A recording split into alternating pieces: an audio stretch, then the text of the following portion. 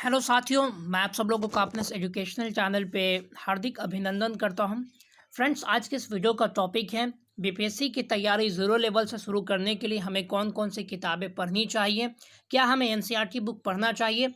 Friends, video में आगे बढ़ने से पहले मैं आप लोगों के सामने एक चीज़ क्लियर कर देना चाहता हूँ। ये वीडियो स्पेशली उन बच्चों के लिए जिन्होंने अभी ही 12th का एग्ज़ाम दिया है या फिर अपने ग्रेजुएशन के पहले वर्ष में अपना ग्रेजुएशन को वो परस्यू कर रहे हैं और बीपीएससी के एग्ज़ाम को भविष्य में देना चाहते हैं। तो फ्रेंड्स, इस वीडियो के बारे में अगर हम लोग आगे बढ़े तो मैं आप लोगों को बताते चलूँ कि बीपीएससी का जो एग्ज़ाम होता है वो मुख्य रूप से 3 फेजेज़ या 3 चरणों में मुख्य रूप से इस एग्ज़ाम को लिया जाता है। सबसे पहला चरण या सबसे पहला जो इसका एग्ज़ाम होता है जिसको प्रिलिमिनरी एग्जामिनेशन बोलते हैं, जिसमें मुख्य रूप से सवाल जो होता है वो आपका एमसीक्यूज टाइप के होते हैं, यानी इसमें आपके ऑब्जेक्टिव टाइप क्वेश्चंस पूछे जाते हैं। इसमें एक प्रश्न के लिए आपको 5 ऑप्शंस दिए जाएंगे और जिसमें से जो ऑप्शन आपको सही लगता है उसको टिक करना होगा और मुख्य रूप से उसकी हर प्रश्न के लिए आपको 1 अंक दिया जाएगा और ये 150 नंबर का एग्जाम होता है। दूसरा जो इसका एग्जाम होता है वो आपका मेंस एग्जामिनेशन होता है, जो कि डिस्क्रिप्टिव होता है, यानी जिसमें आपको एक प्रश्न को एक्सप्लेन करके लिखना पड़ता है।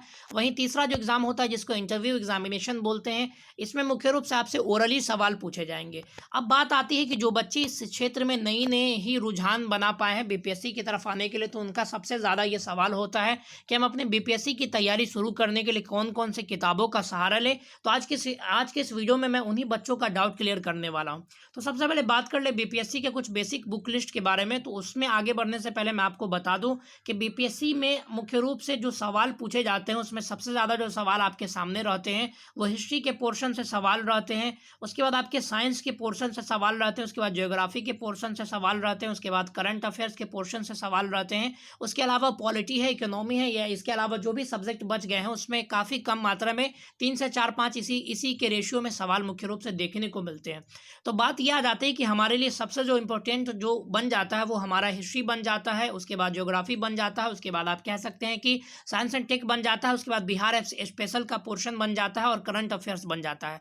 तो हमको इसको टारगेट रख करके अभी से ही अपने प्रिपरेशन को आगे बढ़ाना पड़ेगा।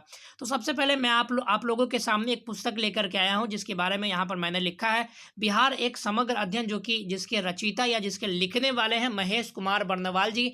जो भी मुख्य रूप से इनकी पुस्तक की अगर खासियत की बात की जाए तो इनके पुस्तक में जो भी चीज़ों को बिहार के विषय से रिलेट करके दिया गया है या बिहार के विषय में जो जानकारी प्रदान की गई है वो मैप्स के माध्यम से या इवन यहाँ पर फोटोग्राफ्स के माध्यम से भी इसको समझाने की कोशिश की गई है।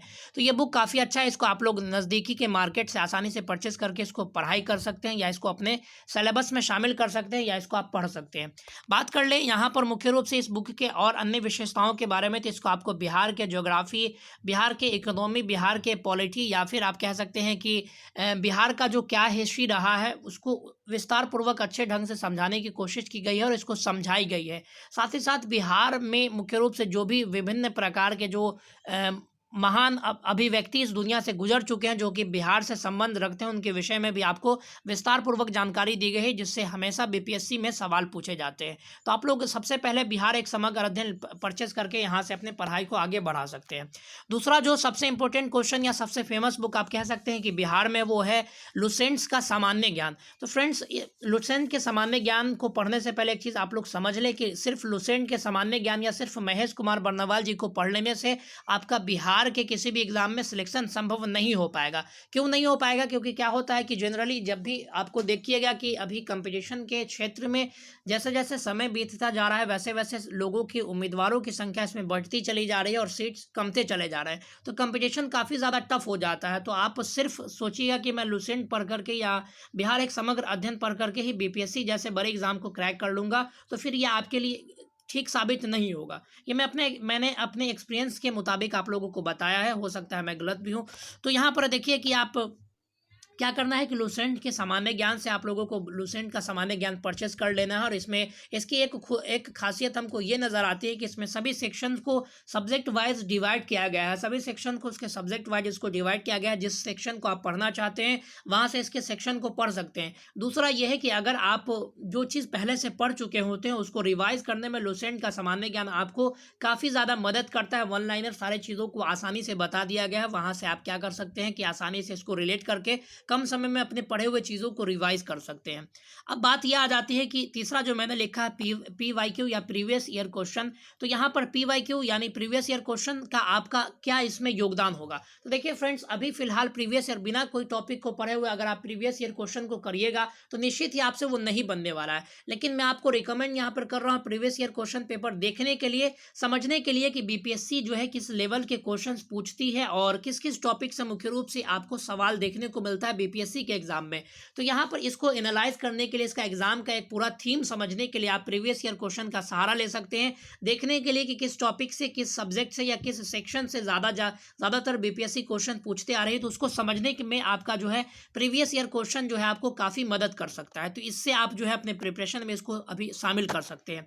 चौथा और सबसे महत्वपूर्ण सवाल ये आता है कि क्या हमें बीपीएससी के एग्जाम देने के लिए एनसीईआरटी बुक्स को पढ़ना होगा। तो जी हाँ फ्रेंड्स, बीपीएससी ही नहीं बल्कि आप देश भर के किसी भी एग्जाम को देना चाहते हैं तो उसके लिए आपका एनसीईआरटी का रीडिंग करना या एनसीईआरटी को पढ़ना और इसको समझना काफ़ी ज़्यादा ज़रूरी होता है। क्यों ज़रूरी होता है? क्योंकि एनसीईआरटी बुक की एक खासियत ये होती है कि आपकी ये सोचने और समझने और आपके इंटेलेक्चुअलिटी की क्षमता को ये बढ़ाने का काम करता है। किसी भी चीज़ के प्रति आप कितने अच्छा सोचते हैं, कितना ज़्यादा आप समझ पाते हैं, इसको जो है विकसित करने में आपका एनसीईआरटी बुक काफ़ी सहायता करेगा। और जितने भी सवाल पूछे जाते हैं वो आपके एनसीईआरटी को ही बेस मान करके आपसे सवाल पूछे जाते हैं। जितने भी बुक्स लिखे जाते हैं अपने इंडिया में वो एनसीईआरटी बुक्स को ही बेस मान करके लिखे जाते हैं। तो एनसीईआरटी बुक्स अगर आप अभी इनिशिएट करना चाहते हैं तो मैं आप लोगों को रिकमेंड करूंगा कि सबसे पहले आप क्लास 6 से ही पढ़ना शुरू कर दें। अगर आपका बेस थोड़ा बहुत स्ट्रांग है तो क्लास 8 9 से भी अगर आप शुरू करते हैं तो कोई दिक्कत नहीं है, लेकिन बेहतर ये होगा कि आप लोग क्लास 6 से ही इसको शुरू कर दें, क्योंकि अभी आप लोगों के पास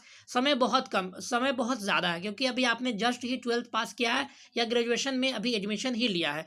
तो आप लोग जो है एनसीईआरटी को पढ़ने का आपके पास पूरा समय है। आप लोग इसको आसानी से पढ़ सकते हैं और एनसीईआरटी पढ़ने में काफ़ी कम समय लगता है। मैं आपको अपना एक्सपीरियंस बताता हूँ कि एक बुक पढ़ने में आपको तकरीबन, अगर अच्छे से इसको एनालाइज करके भी पढ़िएगा तो 3 से 4 दिन काफ़ी हो जाता है एक हिस्ट्री या एक ज्योग्राफी या किसी भी सब्जेक्ट का बुक पढ़ने के लिए। तो आप लोग एनसीईआरटी बुक से दरकिनार न हो और एनसीईआरटी बुक्स को ज़रूर पढ़ें। तो फ्रेंड्स, ये था आपके सामने कुछ एक छोटा सा बुक लिस्ट जो कि बिगिनर्स स्टूडेंट्स के लिए या जो बच्चे शुरुआत कर रहे हैं उनके लिए है। और भी इस पर कई सारे बुक लिस्ट मैं ऑलरेडी अपलोड करवा चुका हूं जो कि प्रो लेवल के बच्चे या फिर जो तैयारी में पहले से जुड़े हुए हैं उनके लिए है। और आइंदा समय में या आने वाले समय में आपको जो है इस चैनल पर और भी इस टाइप के कंटेंट्स मिलते रहेंगे, तो चैनल से जुड़े रहिए। अब मैं आप लोगों से ये वादे के साथ कह सकता हूं कि अब इस चैनल पर रेगुलर वीडियोस अपलोड होते रहेंगे। किसी कारण की वजह से इस पर कुछ समय से वीडियो नहीं आ रहे थे। तो फ्रेंड्स, मिलते हैं अगले वीडियो में, तब तक के लिए धन्यवाद। God bless you all.